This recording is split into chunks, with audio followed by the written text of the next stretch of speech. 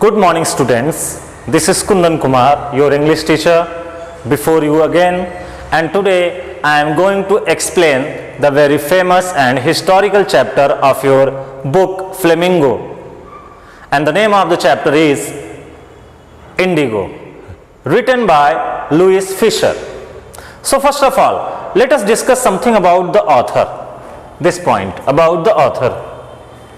Louis Fisher was born in 29 February 1896 and died 15 January 1970. He was an American journalist. Among his works were contribution to the ex-communist treatise.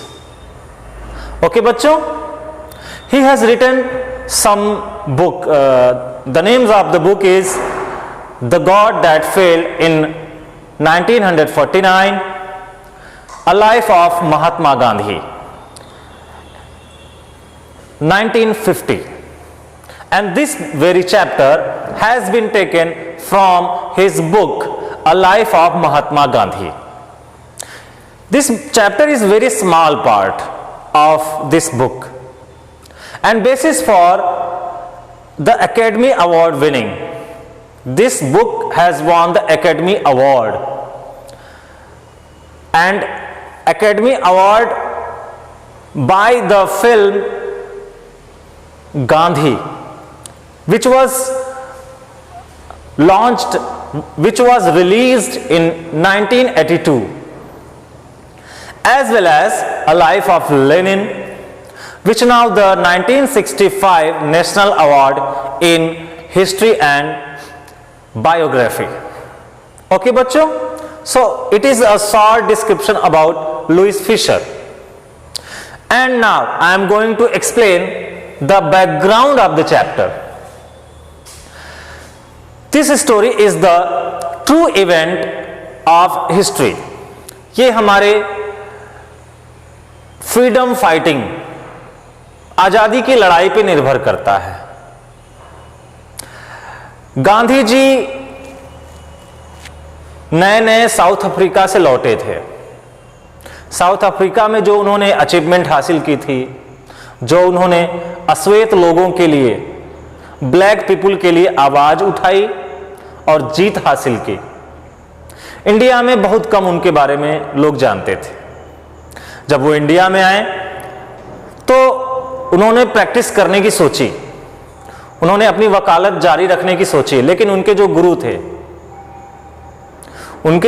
थे उन्होंने उनको सलाह दी कि वकालत तुम्हारा लक्ष्य नहीं है।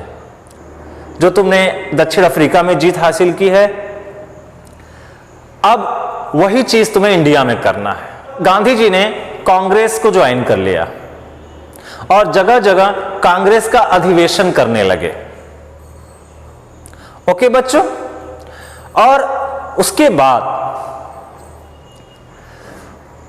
उनको पता चला कि बिहार के चंपारण जिले में कुछ ऐसा हुआ है कि वहां पे जो बटाईदार हैं, जो शेयर क्रॉपर्स हैं, वो जमींदार के द्वारा सताए जा रहे हैं और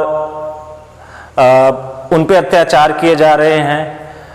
जो इंडिगो है, इंडिगो का मतलब होता है नील।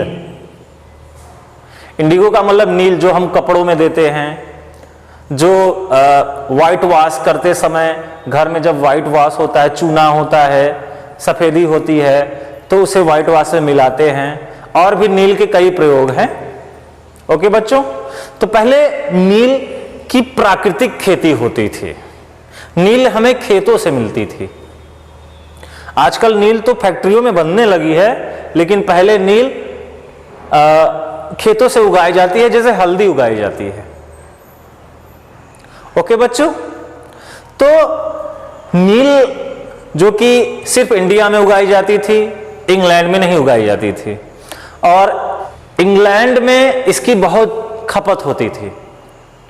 तो यहाँ की जो अंग्रेजी हुकूमत थी, वो हमारे किसानों को मजबूर करती थी, उन्हें फोर्स करती थी कि जो उनका खेती का हिस्सा है उसका 15% वो ये नील उगाने में लगाएं।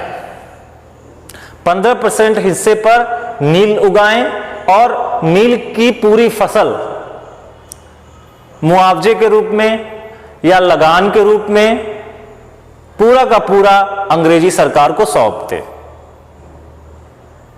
और जो वहां के जमींदार थे वो जबरदस्ती जबरन लाठी के दम पे, ताकत के बल पे गरीब किसानों और बटाईदारों, बटाईदार का मतलब जो शेयर क्रॉपर होते हैं, जो अधिया पे खेती करते हैं, जैसे खेत जमींदारों की होती थी और बटाईदार जो होते थे अधिया पे खेती करते थे।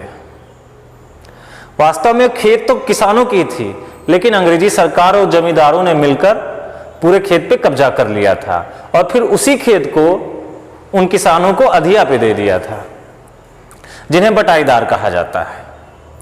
तो उनसे पूरे खेत के 15% पार्ट पे नील की खेती करवाते थे और पूरा का पूरा जो है ये कंपेंसेशन के रूप में, लगान के रूप में पूरा ले लेते थे। और उसी नील को अंग्रेजी हुकूमत इंग्लैंड ले जाकर बहुत ऊंचे दामों पे बेचती थी। यानी अंग्रेजी हुकूमत की न तो यहां लागत लगती थी, न एक भी पैसा लगता था, उसे यहां के गरीब किसान उगाते थे। खाद पानी सब गरीब किसान करते थे, सिर्फ अंग्रेजी हुकूमत क्या करती थी, उनको ले जाकर इंग्लैंड में और दूसरे यूरोपियन कंट्रीज में बहुत ऊंचे दामों पे बेचती थी। लेकिन ऐसा हुआ कि अचानक इस नेचुरल इंडिगो, नेचुरल ब्लू की जरूरत खत्म हो गई। क्यों? क्योंकि जर्मनी के वैज्ञानिकों ने सिंथेटिक इंडिगो, कृत्रिम नील का आविष्कार कर लिया, जिसकी वजह से जब अंग्रेजी हुकूमत को यह बात पता चली कि कृत्रिम इंडिगो का आविष्कार कर लिया गया है, तो अचानक जो अंग्रेजी हुकूमत थी उन्होंने नील लेने से इनकार कर दिया। जो नील की खेती खड़ी खेती थी, उन्होंने कहा कि अब हम नील नहीं लेंगे, अब हम इंडिगो नहीं लेंगे, अब हमें उसके बदले में पैसा चाहिए। तो कुछ लोगों ने पैसा दे दिया था, कुछ लोग इसके खिलाफ केस करने चले गए, कुछ लोग लड़ने चले गए। ओके बच्चों, तो कहानी यहां से शुरू होती है। अंग्रेजी सरकार और जमींदार, जो किसान पैसा नहीं देते थे, मुआवजा नहीं देते थे, लगान नहीं देते थे, जबरन उनको मारकर पीटकर उनसे पैसे वसूला करते थे। और यही सब रीजन बना गांधी जी के चंपारण जाने का, उनके खिलाफ लड़ने का और उनको आजादी दिलाने का। ओके बच्चों, तो हम विस्तार से देखेंगे वन बाय वन, ठीक है? ओके बच्चों, अब हम बात करते हैं इस चैप्टर के थीम के बारे में। Okay, so let us discuss something about the theme of the chapter. The leadership is shown by Mahatma Gandhi to secure justice for oppressed people through convincing argumentation and negotiations. The chapter Indigo emphasizes the fact that effective leadership can solve any kind of problems without any harm to anybody.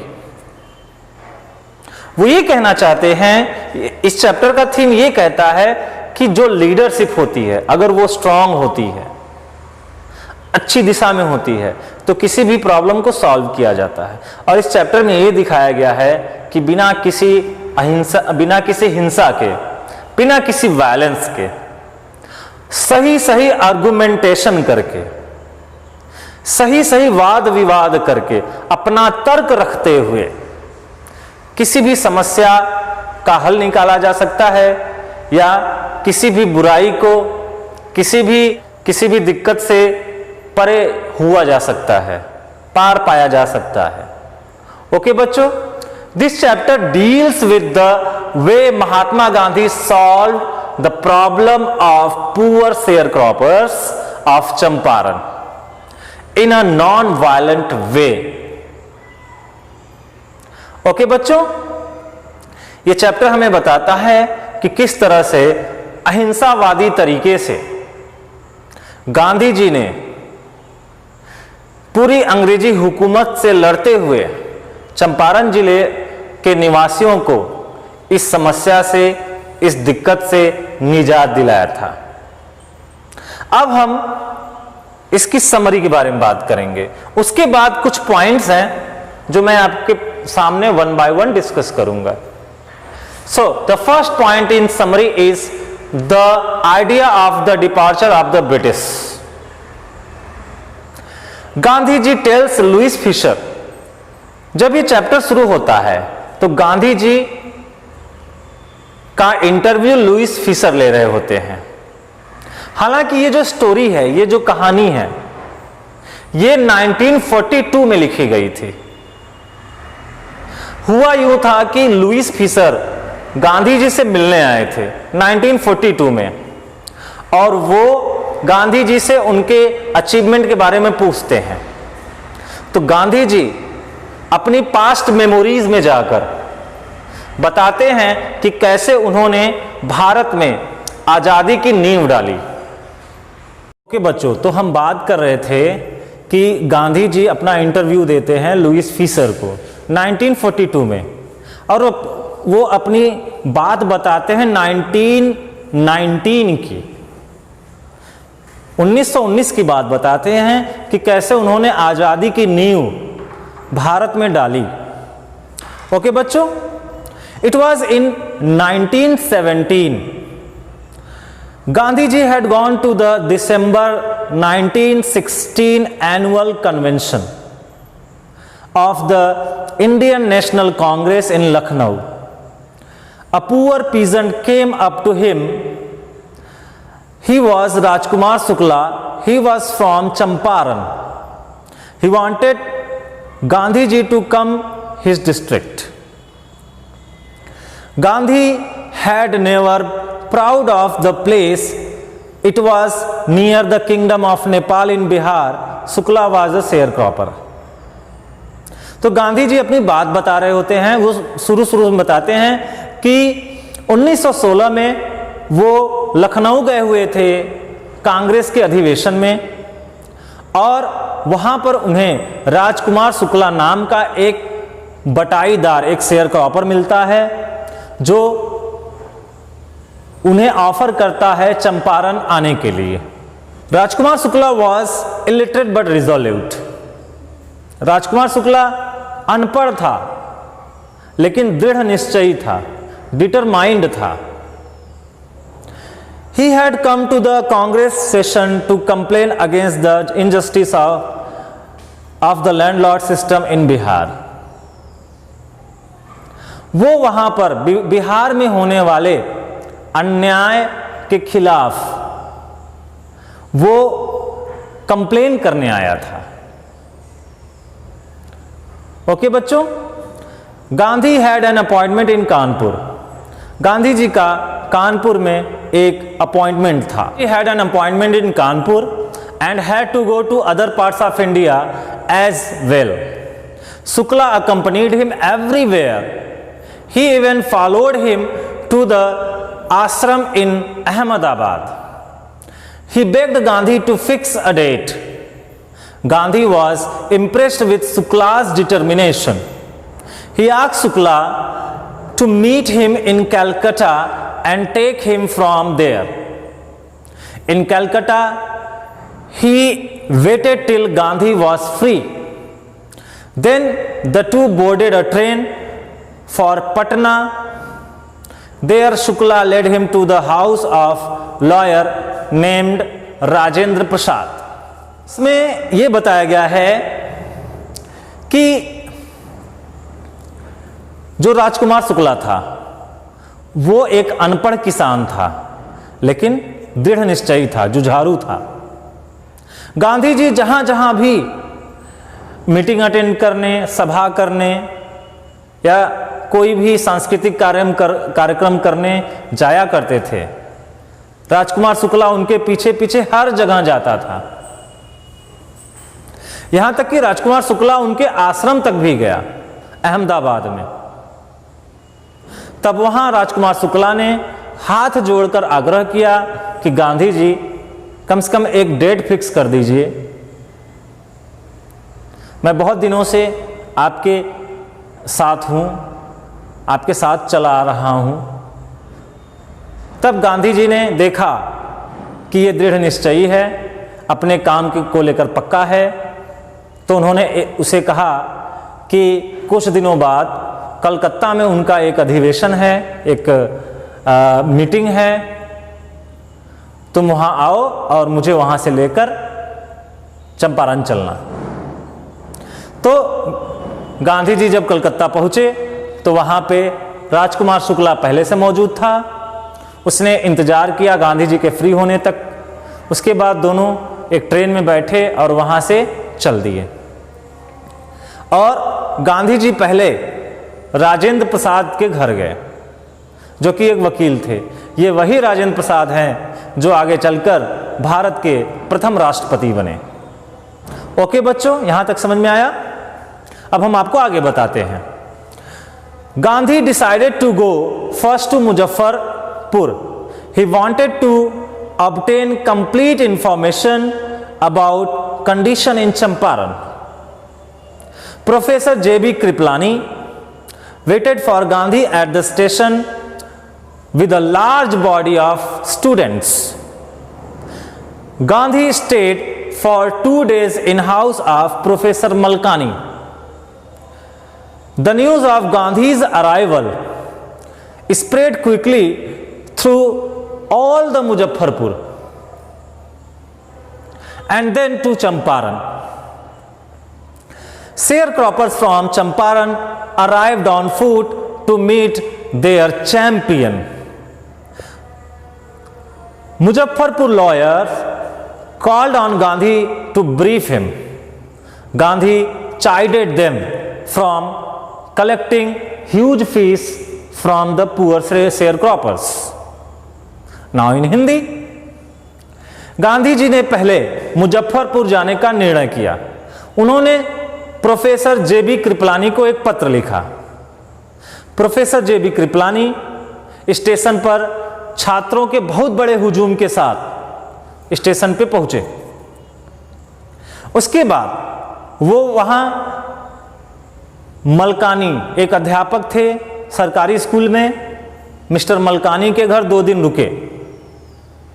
फिर ये बात पूरे मुजफ्फरनगर में फैल गई कि कोई महात्मा आए हैं जो गरीबों को, किसानों को, बटाईदारों को इस अत्याचार से, इस बुराई से मुक्त कराएंगे। और ये बात मुजफ्फरपुर से फिर चंपारण पहुंच गई। उसके बाद जो वहां के वकील थे, जो किसानों का केस लड़ते थे, बटाईदारों का केस लड़ते थे, जमींदारों के खिलाफ उनसे मोटी रकम वसूल करते थे फीस के रूप में। जो किसान और बटाईदार थे वो 2 तरफा लूटे जा रहे थे, ठगे जा रहे थे। एक तो अंग्रेजी सरकार और जमींदार उनको लूटते थे, फिर मुकदमा लड़ने के नाम पर जो वहां के वकील थे उनसे मोटी रकम वसूल कर उनको लूटते थे। जब गांधी जी के पास सभी वकील पहुंचे ब्रीफिंग मांगने के लिए, तो गांधी जी ने सारे वकीलों को डांटा। ओके बच्चों, इंग्लिश लैंडलॉर्ड्स ऑफ चंपारण। अब हम बात करते हैं इंग्लिश लैंडलॉर्ड्स की चंपारण जिले के। Most of the arable land in Champaran was owned by Englishmen. Indian tenants worked on the land. Germany had developed a synthetic indigo. Now indigo plantation was not very profitable. Therefore, they obtained new agreements from the sharecroppers. They were to pay the landlords compensation for being released from their 15% agreements. According to the previous agreement, English landlords compelled all tenants to plant 15% of the land with indigo. They had to surrender the whole indigo crop to the landlords as rent. Those who opposed were tortured by their hired bullies. Meanwhile, the illiterate peasant saw through the trick of the landlords. They were not ready to pay the compensation. Those who signed wanted their money back. अब मैं आपको कहानी बताने जा रहा हूं चंपारण की। चंपारण जिले में जो जमींदार थे, अंग्रेजी जमींदार, वो किसानों को मजबूर करते थे कि वो अपने जमीन के 15% हिस्से पर इंडिगो की खेती करें और पूरा फसल इंडिगो का कंपेंसेशन के रूप में उन्हें सरेंडर करना पड़ता था। इसके बाद जब जर्मनी ने सिंथेटिक इंडिगो इन्वेंट कर लिया, फिर क्या था, फिर अंग्रेजी हुकूमत ने इंडिगो का पूरा फसल लेने से इनकार कर दिया और उसके बदले में कैश मांगा कि अब जो किसान हैं इंडिगो अपना बेचें, लेकिन अब हमें कैश चाहिए। तो कुछ लोगों ने कैश दिया, कुछ ने नहीं दिया। अब बाद में जब किसानों को पता चला कि कैश क्यों मांगा गया, क्योंकि सिंथेटिक इंडिगो बनाया जा चुका है, तो उन्हें लगा कि अंग्रेजी हुकूमत ने उनके साथ चीटिंग किया है और वो अपना कंपेंसेशन वापस मांगने लगे हैं। ओके बच्चों, Gandhi met the secretary of the British landlords association, but he didn't give him any information. Gandhi met the commissioner. He only bullied him and advised him to leave the place. Gandhi didn't leave. He proceeded to Motihari, the capital of Champaran. A huge crowd greeted Gandhi at the station. A peasant had been maltreated in nearby village. Gandhi went there on back of an elephant. Gandhi was asked to return to the town. He was served with official notice to quit Champaran immediately. Gandhi ji made it clear that he would disobey the order. Now in Hindi. Gandhi secretary से जाके मिलते हैं British landlords के, British landlord association के secretary से जाके मिलते हैं, लेकिन वहाँ से उन्हें कोई सूचना प्राप्त नहीं होती है। फिर गांधी कमिश्नर से जाके मिलते हैं, लेकिन कमिश्नर भी उनको धक्का देकर वहाँ से निकाल देता है और उन्हें चंपारण छोड़कर इमीडिएटली वहाँ से चले जाने के लिए कहता है। लेकिन वो वहाँ से जाने के लिए बिल्कुल तैयार नहीं होते हैं। वो वहाँ से मोतिहारी चले जाते हैं, जो चंपारण का कैपिटल है। ओके बच्चों, मोतिहारी जाने के बाद उन्हें पता चलता है कि पास के गांव में एक किसान को बुरी तरह से पीटा गया है, उसे जख्मी कर दिया गया है। तो उससे मिलने के लिए गांधी जी हाथी की पीठ पे बैठकर उस तरफ आगे बढ़ रहे होते हैं। तभी एक सरकारी आदमी आकर उनका रास्ता रोकता है और उन्हें एक सरकारी कागज एज एन ऑर्डर देता है, जिसमें लिखा होता है कि उन्हें तुरंत टाउन को लौट जाना चाहिए। गांधी जी उसका पालन करते हैं और उसके बाद उन्हें एक और कागज मिलता है जिसमें लिखा रहता है कि गांधी जी तुरंत चंपारण छोड़कर चले जाएं। लेकिन गांधी जी उसकी अवज्ञा करते हैं, उसकी अवहेलना करते हैं। वो कहते हैं, वो साइन करते हैं कि वो चंपारण छोड़कर नहीं जाएंगे। ऐसा करने पर गांधी जी को कोर्ट में नेक्स्ट डे प्रेजेंट होने के लिए कहा जाता है। ओके बच्चों, लेकिन वो रात भर बेचैन रहते हैं कि पता नहीं कल उनके साथ कोर्ट में क्या होगा। तो वो जितने भी वकील होते हैं, जितने भी प्रभावशाली व्यक्ति होते हैं किसानों के पक्ष वाले, उनको रात में पत्र लिखते हैं और पत्र पहुंचवाने का काम करवाते हैं। और उसमें ये लिखते हैं कि भारी से भारी संख्या में कोर्ट के आसपास, कोर्ट के बाहर पहुंचने के लिए बोला जाए। अगले दिन जब कोर्ट की कार्रवाई शुरू होती है तो कोर्ट के बाहर हजारों किसान आकर खड़े हो जाते हैं, जिससे गांधी जी का एक वर्चस्व कायम हो जाता है। फिर गांधी जी उनको शांत होने के लिए कहते हैं। तब उस दिन अंग्रेजों को गांधी जी की ताकत दिखाई देती है। अब आगे चलते हैं। The government was baffled, the authorities wanted to postpone the trial. Gandhi protested against the delay. Okay बच्चों, the government was baffled, the authorities wanted to postpone the trial. Gandhi protested against the delay.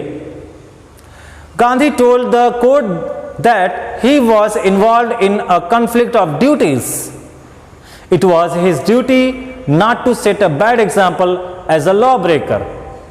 On the other hand, he was to do justice to thousands of poor sharecroppers. He disregarded the order to leave authority. Gandhi had full respect for lawful authority, but in the end, he heard the voice of his conscience. The court didn't deliver the judgment for several days. Meanwhile, Gandhi was allowed to remain at liberty.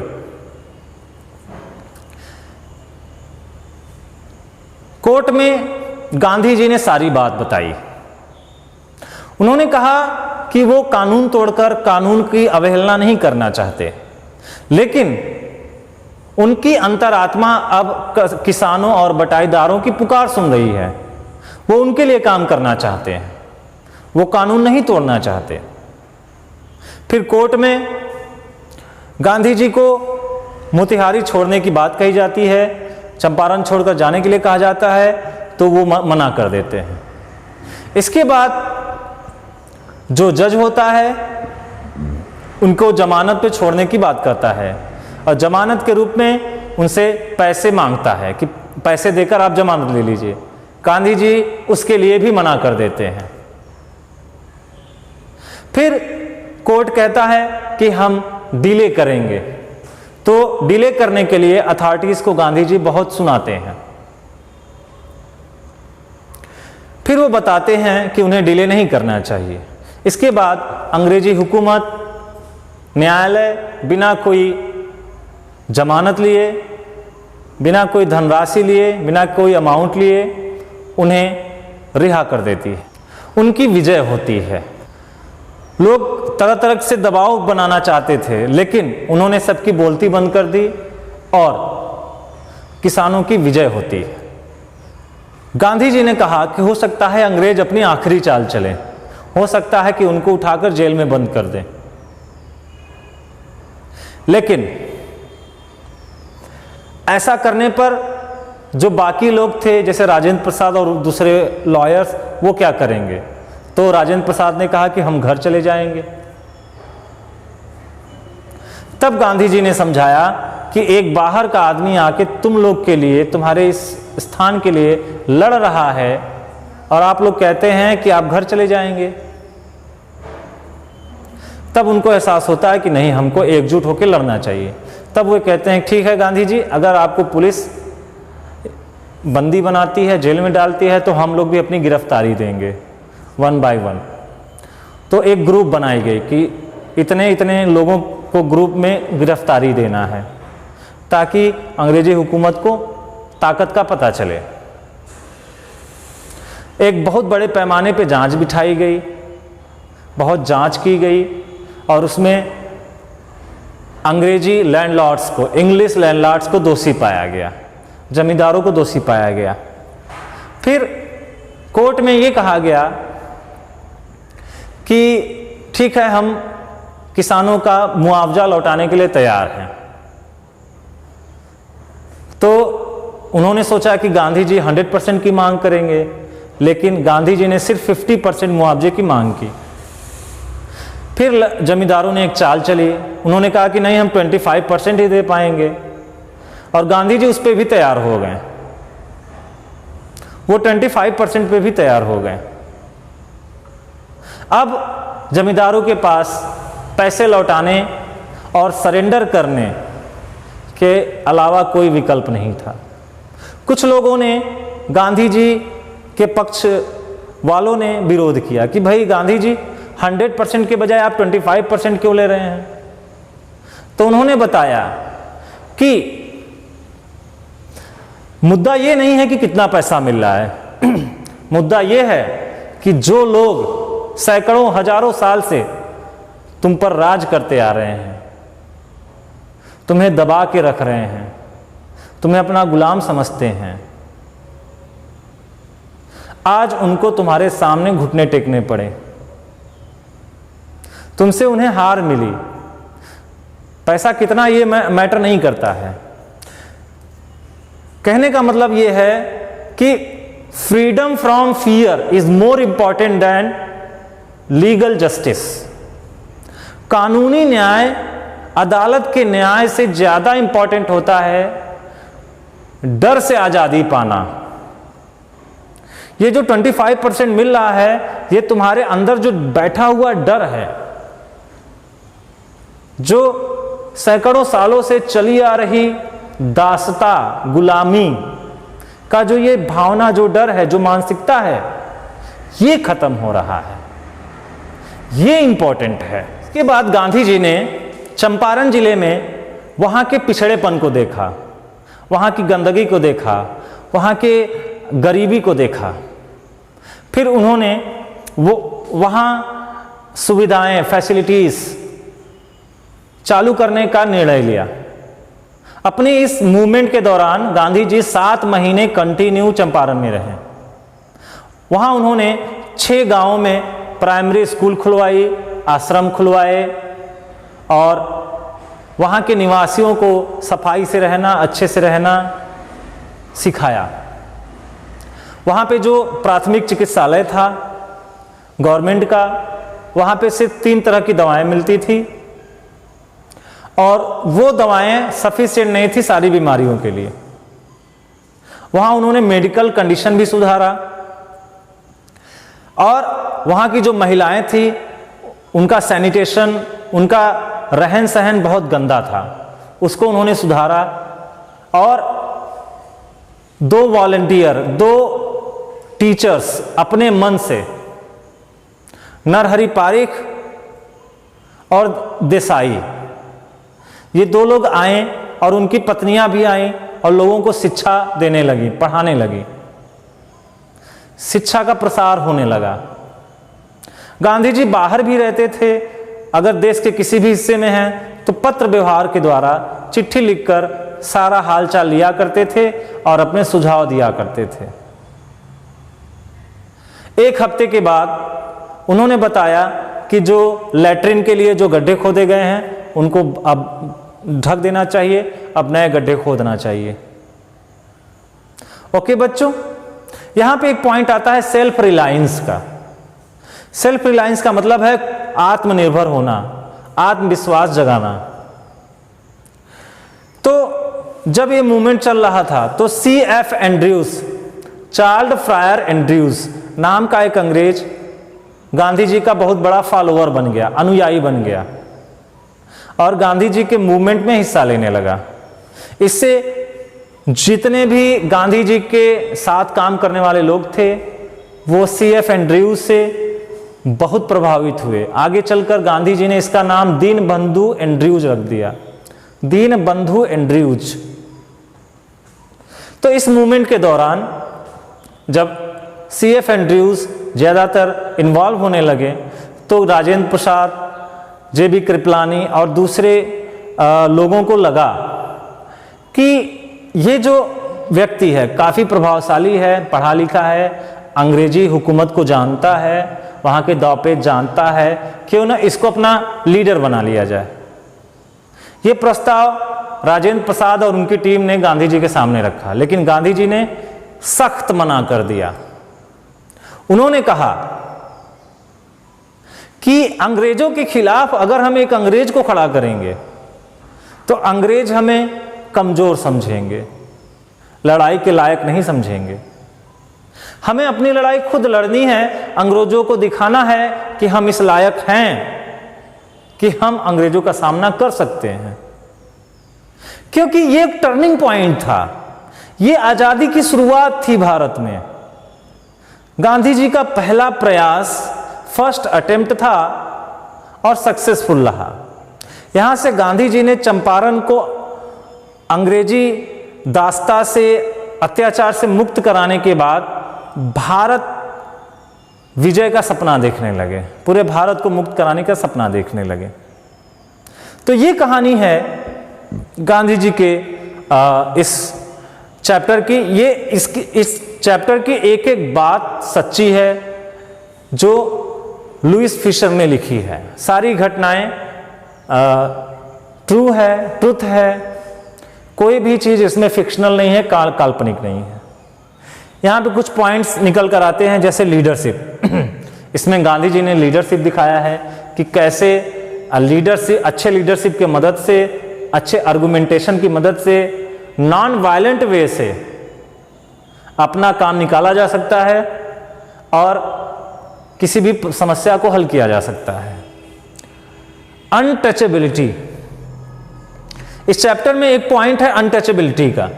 जब गांधी जी राजेंद्र प्रसाद के घर जाते हैं तो Rajendra Prasad out of town गए हुए थे और राजेंद्र प्रसाद का नौकर गांधी जी को एक अछूत समझ लेता है और उनके साथ अछूतों सा व्यवहार करता है। गांधी जी जब कुएं पे पानी निकालने जाते हैं तो उनका नौकर आकर उन्हें बहुत तेज से डांटता है, चिल्लाता है और कहता है कि तुम्हारे हाथ से छूकर अगर एक बूंद भी कुएं में गिर गई तो पूरा कुआं पलूट हो जाएगा, पूरा कुआं खराब हो जाएगा। तो यहाँ पे अनटचेबिलिटी की बात भी कही गई है। फिर आगे गांधी जी ने अनटचेबिलिटी से भी लड़ाई की है। इसमें करप्शन, इसमें करप्शन दिखाया गया है कि किस तरह से अंग्रेजी सरकार और जमींदार मिलकर मासूम बेचारे इनोसेंट किसानों को लूटते हैं। जस्टिस, जस्टिस से मेरा मतलब है जस्टिस डिलेड, जस्टिस डिनाइड। ये बात गांधी जी ने कोर्ट में कही जब अंग्रेजी सरकार ने कहा कि वो फैसला सुनाने में देरी करेंगे। तब गांधी जी ने कहा कि जस्टिस डिलेड, जस्टिस डिनाइड। अगर न्याय मिलने में देरी हो रही है तो इसका मतलब न्याय नहीं मिलेगा। ओके बच्चों, नेक्स्ट पॉइंट है फ्रीडम फ्रॉम फियर, जो मैंने आपको बताया कि गांधी जी ने कहा कि freedom from fear is more important than legal justice. हमें अदालत न्याय दे, इससे ज्यादा इंपॉर्टेंट होता है कि हम अपने अंदर से उस फियर को निकालें, उस डर को निकालें। ओके बच्चों, आज के वीडियो में इतना ही, आगे और वीडियो हम देते रहेंगे। Thank you very much.